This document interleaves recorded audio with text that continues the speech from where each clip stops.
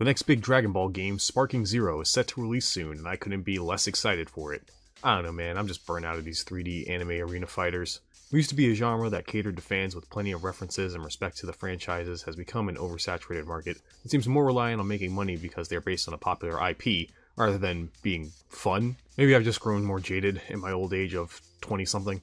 Honestly, the last Dragon Ball game and maybe anime game I legit love is Dragon Ball FighterZ, which I'm more excited for that 6-year-old game getting a recent update that made every character broken, rather than the new shiny Dragon Ball game that features every character ever, even Toriyama's pen. Maybe to get myself excited I should go back to the past, like Trunks, but way less cool because instead of a time machine, all I have is a PS2. So let's go back and play the original Budokai games to get ready for the new one. If you didn't know, Sparking is the name of the Budokai tenkaichi games in Japan. They just kept the Sparking for the Western release this time because gaming companies like making their titles confusing.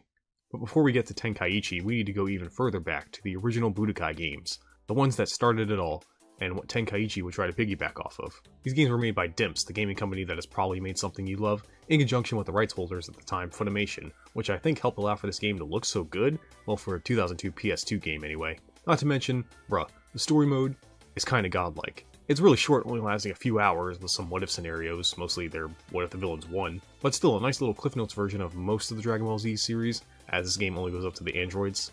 But you won't care because you'll be entertained by the presentation. They actually go out of their way to recreate scenes and iconic moments from the anime, whether it be through actual cutscenes with directing and effects that, yeah, look like crap, but the fact they actually gave a damn enough to try and replicate how the show looks deserves all the points. Have you seen a story mode in an anime game made today? Sorry, did I say story mode? I meant PowerPoint presentation. Then they even have stupid minigames so you can play some of these moments. Do I want to rotate the stick to line up Raditz for the special beam cannon? Not particularly, but it's cool that they realize fans want to play those moments. Could have done without the Goku's heart disease mechanic, but still, story mode was a fun time. Too bad there's not much else to the game. Yeah, sadly this game lacks in modes besides story. You just have versus mode, practice, a mode to edit your character with capsules, which are the skills they can use in battle. The only other mode by yourself is World Tournament, which is exactly that, a tournament mode where you fight various opponents of varying difficulty, with there being a ring out mechanic in this mode, kind of like other 3D fighters. Hey, this game's fun, but it's no virtual fighter. That is one thing that makes this game unique, the gameplay. Remember, this is before Bandai made Tenkaichi and Ultimate Ninja Storm copy pasta hell. Back before those dark times, anime games actually tried with their gameplay. Now what we have here is something more akin to a 3D fighting game, not an arena fighter. What's the difference, you ask? Well, in my opinion, you are an arena fighter when by simply pressing a direction, your character turns in that direction, and the moves come out in said direction. While a 3D fighter, your character always faces the opponent, and the attacks they do track them to some extent. So yeah, if you look at it like that, this is a 3D fighter. The game also has a simple control scheme: square punches, triangle kicks, X blocks, and circle as an energy button to throw ki blasts. To do special moves like Kamehamehas and Gallic Guns, you do a series of punches and kicks followed by the energy button. This system is similar to a lot of 3D fighting games and their strings, where unlike a 2D fighting game where combos are more about timing the right button and special moves are more about motion inputs, here it's about pressing the right buttons in a sequence to do the right string followed by an ender for your combo. And it's kind of awesome.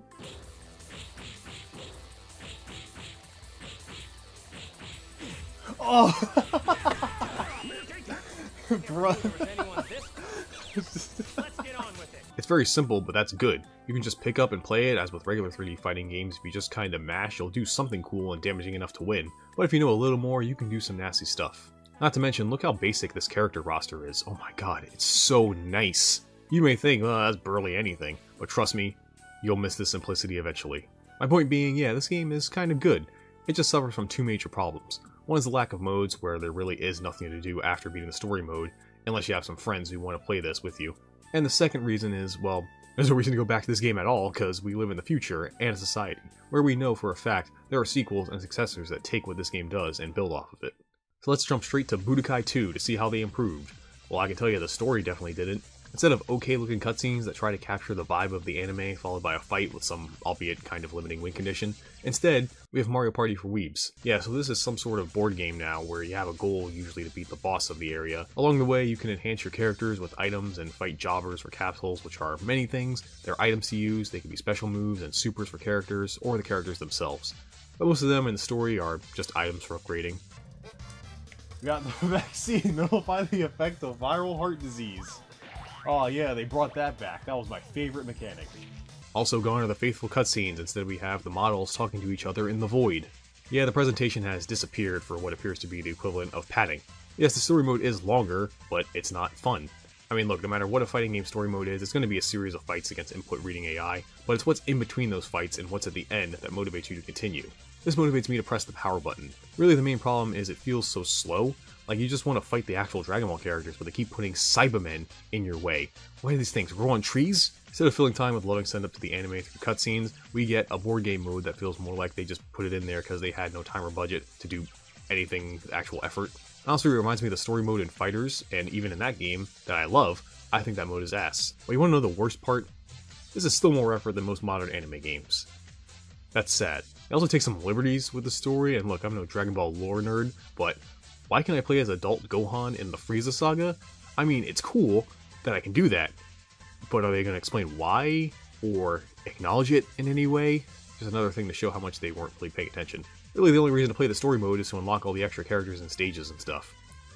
Except you actually don't have to, because there's a very easy cheat code you can do right now in the skill shop. Just hold L2 and R2 and enter an exit. You'll see your percentage go up, and Bulma will say, "Buy it the next time you come in, okay?"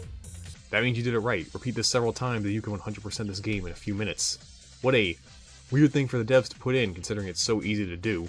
But at the same time, they probably saw the story mode and were like, we can't make people play this, add a cheat code to unlock everything. Side tangent, I actually love Bulma, and how the fuck has she never been playable in all of the Dragon Ball fighting games that have existed?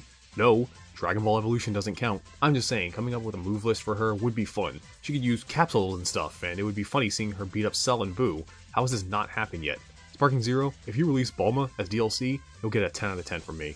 11 out of 10 if it's Bunny Bulma. Side tangent over, but not forgot. Well, unfortunately, we have all the same modes in this game, and it pretty much plays the same. At least for the several hours I played it, I noticed a little difference in the gameplay. There is one new mode with Babbidi's spaceship, which is just a bunch of minigames.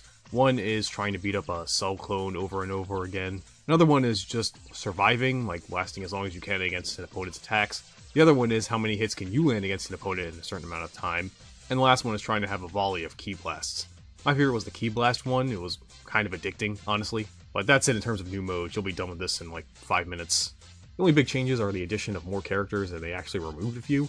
And the graphics are different. Not really better, but they have more textures and stuff. But it doesn't look better. Yeah, to be honest, I prefer Budokai 1, mainly for its presentation. I feel that it's pretty important to these kinds of games. Why play either of these when you can play Budokai 3? Now, immediately when starting this game, I was hit with nostalgia. This main menu of all the DBZ characters in the car with this music brought back so many memories of my older brother destroying me in this, and every game we played when I'm just trying to live my life. Once you get over the nostalgia, you realize, oh, we've still got the exact same modes as the last two games. But luckily, the story mode of this game is the best one in my opinion. Not in terms of the cutscenes, as we've devolved from faithful recreations, to the models talking at each other, to PNGs with speech bubbles. Truly now this is an anime game. However, it makes up for it in the overworld. That's right, the overworld. As now you can fly around as your favorite Dragon Ball characters, exploring the world and going into towns, which is more PNGs talking at you, but look, I'm flying as Goku. You gotta understand, this back in the day was awesome, as this was the first time, maybe, some Dragon Ball fan might correct me, at least for me, it was the first time you could do this in a Dragon Ball game on console. Limitations be damned, it was cool being able to fly around as your favorite DBZ character. I also kinda like how they approach the story. Instead of just following Goku like the last two games did, now you can pick many different characters, and it goes through the various DBZ sagas from their point of view. So as Goku for the Namek saga, you mainly just fight Raccoon, Ginyu, and Frieza, and to experience the rest and see the other characters, you pick someone else who was there, like Vegeta or Krillin. And if you pick characters that weren't there, like Tien or Yamcha, you'll skip entirely over the Frieza saga until it gets to the point where they returned. I like this because it adds replayability to the story mode, not only for having different fights and secrets to discover depending on the character, but they all don't take forever because it's just the important fights they were a part of. Like all those times Tien was useless.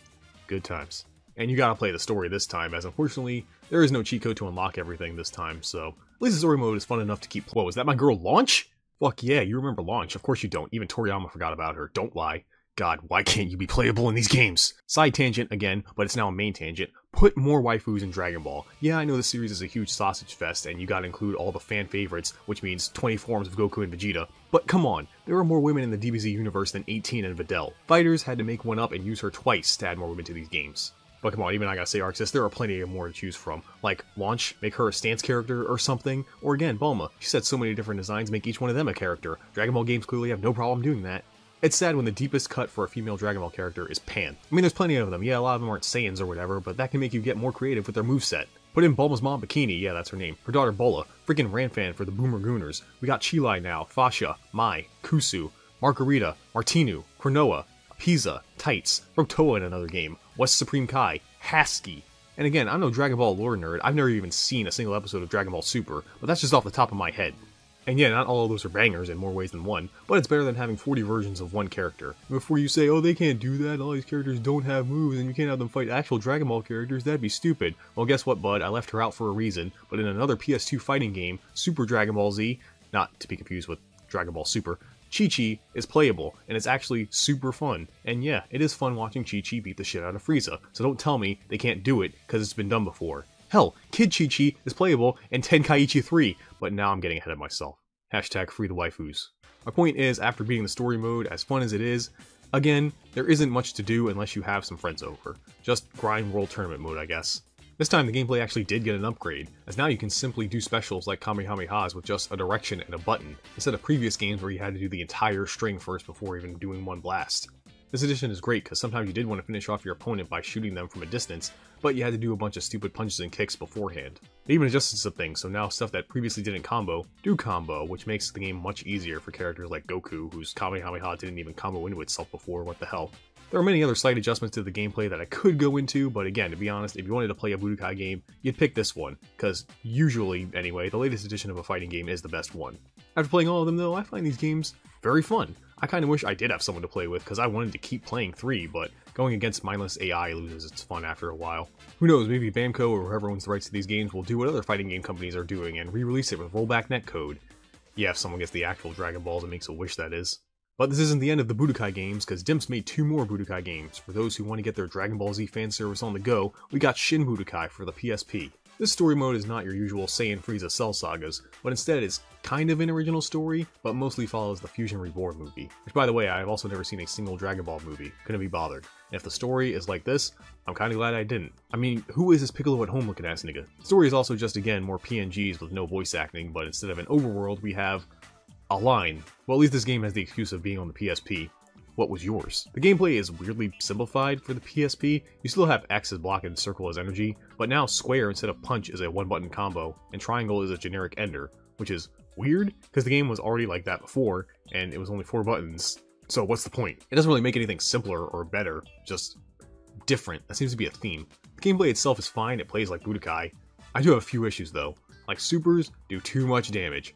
I just built meter and did my big super, and it took off like 1/3 of their health every time. I guess when playing against a human, they won't let you even get that far, but that's the other problem. This is a fighting game on the PSP. For home consoles, to play against a friend, all you need is the game and another controller. But now, you need a friend who has their own PSP, and this game, and let me tell you, that ad hoc, that's what the cool kids called wireless play on the PSP, was not that great. Yeah man, one of the biggest problems with these Budokai games is after you beat the story mode, there's really not a lot to do here single player. But hey, maybe enough people did buy it with their friends because they made a sequel, Shin Budokai, Another Road. Ladies and gentlemen, it's been a long time! Oh hey, they could afford voice acting this time. Oh, never mind. So this story is an original one where the Majin Buu plot happens in Trunks' future, so he uses a new time machine which can carry multiple people to bring the Z Warriors to the future to help him. It's fine. Written a little weird, but the addition of voice acting occasionally is nice, so it's basically an upgrade. Sadly, this game decides to do the worst thing a licensed game with a clear lack of time and budget could do. Try to differentiate itself. Instead of cutscenes and then fights, you have what I can describe as a lame defense game. Here, a character, usually Deborah, is going around attacking cities, and you fly into them to initiate the actual fighting game. This would be fine. The problem is, as you progress, the enemy's health in the defense mode increases, and to lower it, you have to win a match of the fighting game. So, you'll have to fight them multiple times in a row to beat an area and move on. Then of course you have your usual clones and allies getting mind controlled so you have an excuse to fight other characters. And they also decide to get in your way, drawing this mode out even more because you have to fight them multiple times too, because they can also attack cities. You do have AI partners helping you, but they get destroyed pretty easily and are pretty stupid. Tedious is the best way to describe this. If it didn't take so long to beat a boss or whatever they call them, then it'd be fine. But the fact you have to constantly fight them over and over until they die gets so monotonous so fast. And while 24 characters is usually a good size, especially for a handheld fighting game, they of course don't use all of them and remain to a select dozen or more, so you'll be fighting the same characters over and over and over, making it feel even more repetitive. I got so bored I honestly stopped playing this mode after like 40 minutes, and I would have quit sooner if I didn't need footage for a video. I don't care if it gets better, I don't care if some big twist happens in the story, It was boring, I was bored, I didn't want to keep playing it. Gameplay wise, I couldn't tell you how similar it was, because that story mode was so bad I didn't really pay attention to how the game was playing. So sorry I won't go into the card placement system for upgrading your character, which was probably the best part of this game, as you can get different bonuses depending on where you place these card upgrades. Too bad they're used for a shitty mode, so who cares. Well, that's all the Budokai games made by Dimps. Yes, there are spiritual successors like Burst Limit and Infinite World, but that would mean I would actually have to play those games, or god forbid, Dragon Ball Evolution. But this is a retrospective on the Budokai games, not games that play like Budokai. So while it's remembered fondly by hardcore fans today, let's be real, the more casual Dragon Ball Z fanbase remember the tenkaichi games. Games so big and feature-rich, with so many characters and callbacks, I'll have to cover them in their own video next time.